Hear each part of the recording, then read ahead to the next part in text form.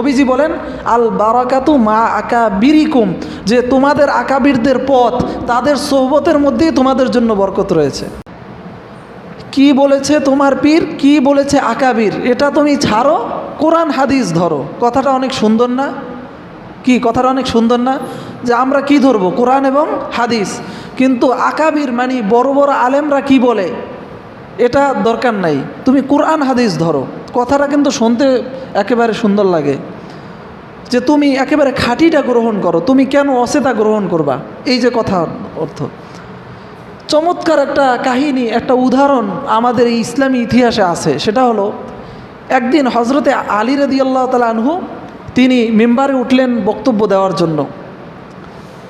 তিনি যখন খুতবা দিচ্ছিলেন, ওই সময় একজন খারিজি সে দাঁড়িয়ে বলে যে ইনিল হুকমু ইল্লা লিল্লাহ, কোরআনের আয়াত, যে ফয়সালা চলবে একমাত্র আল্লাহর। কথাটা তো সঠিক, মানে সে বুঝাতে চেয়েছে আলী তোমার কথা চলবে না, এখানে চলবে আল্লাহর কথা। তো দেখেন কথাটা তো সুন্দর। আলী রাদিয়াল্লাহু তাআলা আনহু ছিলেন কি অনেক বড় জ্ঞানী। তিনি ছিলেন, রাসূলুল্লাহ সাল্লাল্লাহু আলাইহি ওয়াসাল্লাম বলেন আনা মাদিনাতুল ইলম ওয়া আলিয়ুন বাবুহা, যে আমি জ্ঞানের শহর এবং আলী হচ্ছে তার দরজা। সুবহানাল্লাহ। তো আলী রাদিয়াল্লাহু তাআলা আনহু ছিলেন অনেক জ্ঞানী। তিনি সাথে সাথে বুঝে ফেললেন, তিনি বললেন, তিনি তো বুঝে ফেললেন যে আসলে কথাটা তো সত্য, কোরআনের আয়াত, ইনিল হুকমু ইল্লা লিল্লাহ, ফয়সালা চলবে একমাত্র আল্লাহর। তুমি বুঝাতে চেয়েছো যে ফয়সালা চলবে আল্লাহর, হে আলী তোমার কথা আমরা মানব না। কথাটা তো সুন্দর, কিন্তু আমি আলী তো কোরআন হাদিসের বাহিরে কিছু বলি না। তো তখন আলী রাদিয়াল্লাহু তাআলা আনহু বলেছেন যে কালিমাতু হাক্কিন উরিদা বিহাল বাতিল, যে তুমি যেই কথাটা বলেছো কথাটা সত্য, কিন্তু তুমি যেটা উদ্দেশ্য নিয়েছো সেটা হচ্ছে খারাপ। তো বর্তমানে যে কথাটা বলা হলো যে তোমার পীর তোমার আকাবির কি বলল সেটা তুমি ছাড়ো, তুমি কোরআন হাদিস ধরো। কথাটা সুন্দর, কিন্তু কথাটার মধ্যে বিশাল একটা বিভ্রান্তি আছে এবং একটা বাতিল একটা বিষয় আছে, ভ্রান্তিকর একটা বিষয় আছে। সেটা হলো যে মানুষদেরকে কিভাবে আকাবির বিদ্বেষী, আলেম বিদ্বেষী করা যায়। মূলত এই কথাটা একজন বলেছে, একজন শিল্পী, তার পক্ষে অনেক সাফাই আছে। মূলত সে এই কথাটা দিয়ে টার্গেট করেছে যারা আকাবিরদের উদাহরণ দিয়ে যারা আলোচনা করে। যেমন আমি এই ব্যাখ্যাটা বললাম যে শয়তান কিভাবে মানুষদেরকে দারিদ্রতার ওয়াদা দেয়। আমি এখান থেকে যে ব্যাখ্যাটা আপনাদের সামনে করলাম, যে এভাবে ব্যাখ্যা যে এখানে শয়তান যখন মনের মধ্যে মানুষের ওঠে যে আমি দান করব না, এটা শয়তানের পক্ষ থেকে আসে, এবং যখন সে দান না করে তখন সে দারিদ্রতার দিকে যেতে থাকে। এই কথাটা যে বললাম, আমি কোথা থেকে বললাম? আমি তো আকাবিরদের থেকে বললাম। আকাবির কারা? যারা দ্বীনি লাইনে বড়, যেমন সাহাবীরা আকাবির, তাবিইনরা আকাবির, তাবিইনরা আকাবির, এরা হচ্ছে আমাদের আকাবির। সুতরাং আমরা তো আকাবিরদের কথা ছাড়া কোরআন হাদিসের ব্যাখ্যাই বুঝবো না। সুতরাং কেউ যদি বলে যে আকাবির মানার দরকার নাই, তা আকাবির কি কোরআনের বাহিরে বলেছে? তারা তো কোরআনকে আরও সহজ করে দিয়েছে। যদি সমস্ত মানুষকে বলা হয় যে তোমরা শুধু কোরআন হাদিস মানবা, কোনো আকাবির মানবা না, মানুষের পক্ষেই কোরআন হাদিস মানা সম্ভব?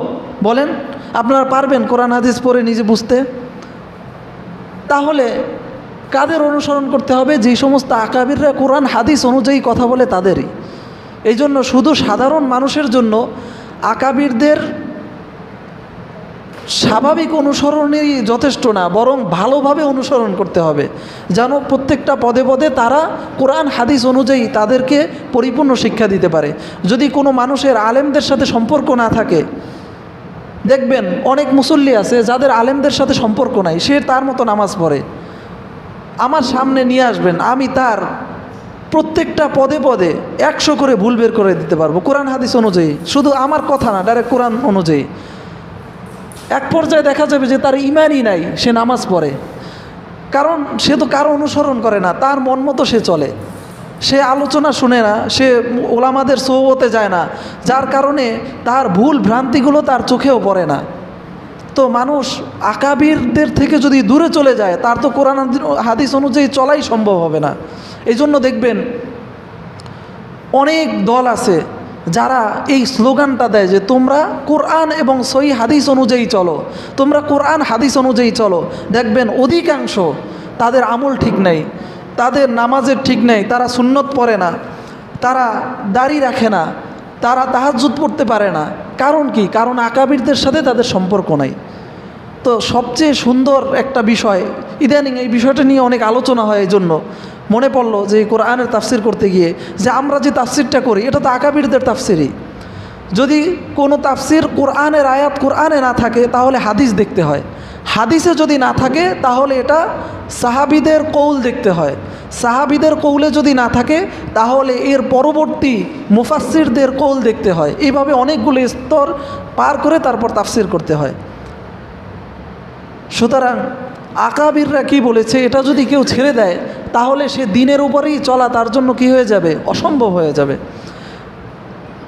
এই জন্য কোরআন হাদিস আমরা মানব। আমাদের স্লোগান হলো আমরা আকাবিররা কোরআন হাদিসের যেই ব্যাখ্যা করেছেন, কোরআন হাদিস অনুযায়ী যেই সমস্ত আকাবিররা কথা বলবে আমরা তাদের অনুসরণ করেই চলবো, তাহলেই আমাদের জন্য মুক্তি আছে, না হলে আমাদের জন্য কি নাই? মুক্তি নাই। কারণ কোরআন হাদিস অনুযায়ী তো চলা যাবে না। আরে আকাবিররা তো, আমরা তো অনেক দূরের বিষয়, 1400 বছর পরের কথা। 1400 বছর পূর্বে নবীজির সময় অনেক সাহাবীরা তো কোরআন বোঝেন নাই। আয়াত নাজিল হয়েছে যে তোমরা সাদা সুতা এবং কালো সুতা, সাদা সুতা এবং কালো সুতা থেকে যতক্ষণ পর্যন্ত পৃথক না হয় ততক্ষণ পর্যন্ত তোমরা পানাহার করতে থাকো, আয়াত নাজিল হয়েছে। একজন সাহাবী তিনি একটা কালো সুতা আর একটা সাদা সুতা নিয়ে ঘরের মধ্যে বালিশের নিচে রেখে দিয়েছে। সে একটু পরে পরে ঘরের মধ্যে জাগায় আর দেখে কালো সুতা আর সাদা সুতা বোঝা যায় না, সে খেতে শুরু করেছে। খাইতে খাইতে তার তো ফজরের সময় পার হয়ে গেছে, কিন্তু সে ঘরের মধ্যে তো আর কালা সুতা আর সাদা সুতা পার্থক্য করতে পারে না।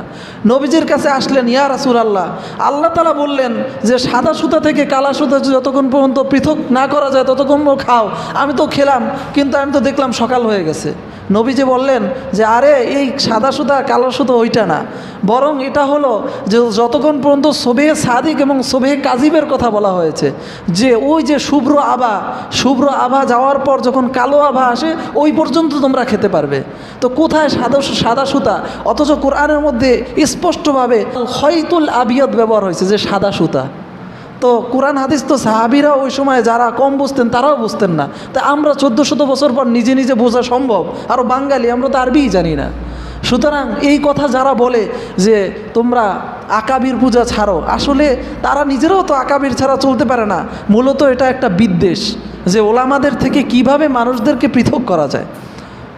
আজকে আমাদের এলাকায় এই কয়টা মানুষ আছে, এই কটা মানুষ দিনই কথা শোনেন। আজকে যদি এখানে বড় বড় আলেমরা আসতো, দেখতেন এলাকা ভরে যেত, শুধু দেখতেন দাড়িওয়ালা টুপিওয়ালায়। কিসের বরকত? ওলামাদের বরকত। আজকে এজন্য আমাদের আর আকাবিরদের অনুসরণ ভালোভাবে করতে হবে এবং শুকর আদায় করতে হবে যে আল্লাহ তাআলা আমাদের আকাবির দিয়েছেন। এবং আকাবিরদের মানার ব্যাপারে আল্লাহ তাআলার নির্দেশ এবং রাসূলের হাদিসের নির্দেশ আছে। নবীজি বলেন আল বারাকাতু মা আকাবিরিকুম, যে তোমাদের আকাবিরদের পথ, তাদের সোহবতের মধ্যেই তোমাদের জন্য বরকত রয়েছে। আল্লাহ পাক রব্বুল আলামিন আমাদেরকে আমল করা এবং সেই অনুযায়ী চলার তৌফিক দান করুক।